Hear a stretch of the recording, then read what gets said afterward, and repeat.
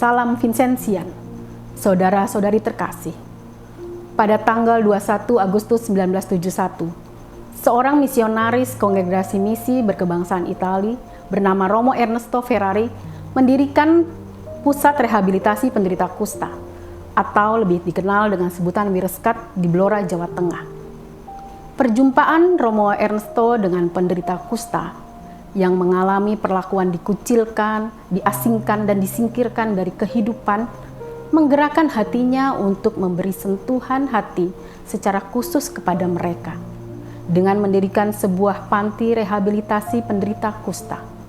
Santo Vincentius mengatakan, tidak ada tindakan kasih yang lebih agung daripada memberikan diri secara total untuk orang-orang yang mengalami kesusahan dan meringankan penderitaan mereka.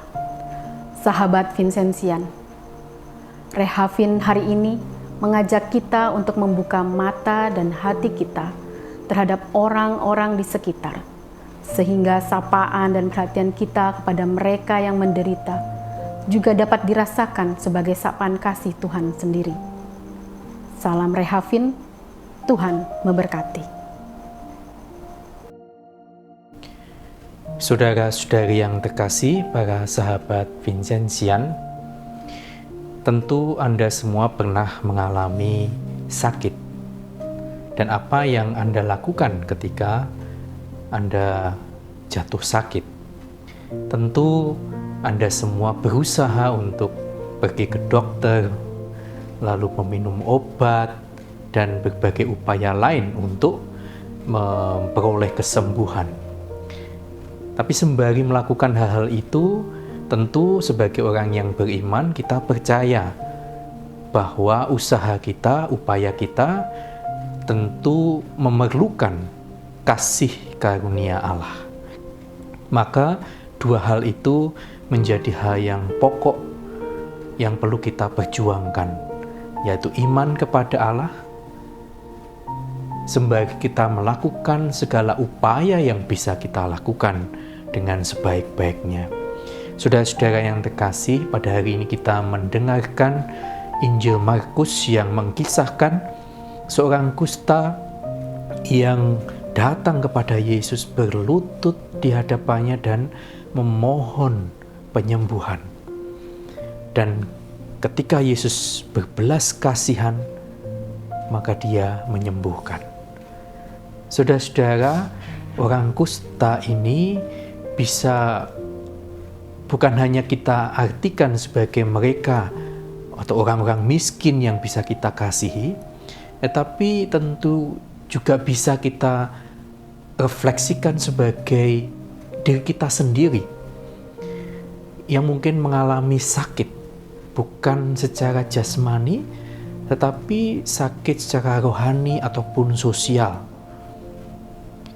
Sakit yang justru menjauhkan kita dari orang lain. Sakit yang kadang membuat orang lain tidak berkembang, atau bahkan banyak orang merasakan terluka oleh kata-kata kita, perbuatan kita. Nah, saudara-saudara yang terkasih, dalam situasi seperti itu, kita sebagai sama seperti seorang kusta tadi, perlu datang kepada Yesus, memohon penyembuhan, tapi sekaligus juga mengupayakan dengan segala kemampuan kita untuk berani mengubah diri. Maka saudara-saudara, seorang yang beriman itu harus aktif, bukan pasif. Dengan memohon kepada Tuhan, Tuhan, semoga saya bisa mengendalikan amarah saya.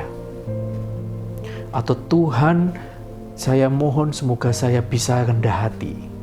Tentu hal itu juga benar baik. Tetapi iman itu harus aktif. Artinya kita harus berjuang dengan sekuat tenaga untuk mengupayakan bagaimana saya secara pribadi mengontrol kemarahan saya, ataupun juga mengolah supaya kita semakin rendah hati.